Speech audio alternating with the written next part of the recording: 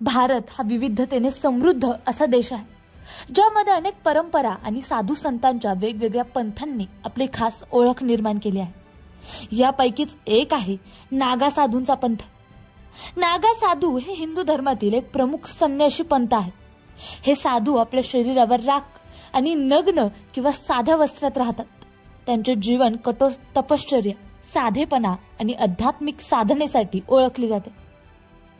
7व्या शतकात सम्राट हर्षवर्धनच्या काळात चीनी प्रवासी हेन त्यासाक यांनी आपल्या प्रवास वर्णनात अघोरी आणि नागा साधूंचा उल्लेख केला आहे।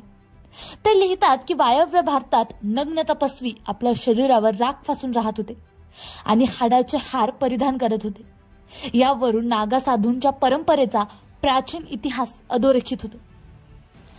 पण तुम्ही कधी विचार केला का की नागा साधू यांचा अंतिम संस्कार कसा होत असेल? तर नागा साधूंचा अंतिम संस्कार सर्वसामान्य लोकांप्रमाणे केला जात नाही।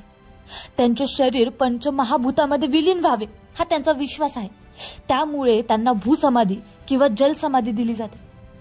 आता भूसमाधी म्हणजे काय? तर भूसमाधी म्हणजे ही एक विशेष अंतिम संस्कार करण्याची पद्धत आहे। नागा साधूंच्या मृत्यूनंतर त्यांचे शरीर पवित्र गंगाजलाने स्नान घालून सजवले जाते।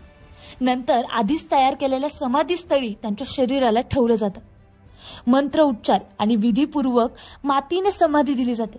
साधूंच्या दर्जानुसार समाधीस्थळाची खोली आणि रचना वेगवेगळी असते। जलसमाधी म्हणजे जर नागा साधूने मृत्यूपूर्वी जलसमाधीची इच्छा व्यक्त केली असेल तर त्यांना पवित्र गंगा नदीत जलसमाधी दिली जाते। मंत्रोच्चार, हवन आणि धार्मिक विधी पार पाडून त्यांच्या इच्छेनुसार त्यांना जलसमाधी दिली जाते। आता तुम्हाला प्रश्न पडला असेल की त्यांचा अग्निसंस्कार का टाळला जातो?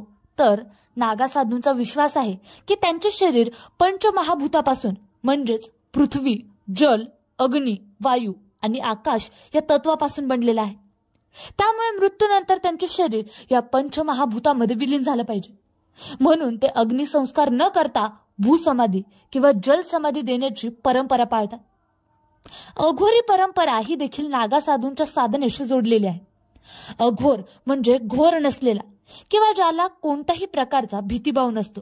अघोरी साधू मनातून घृणा आणि भेदभाव दूर करून साधना करतात।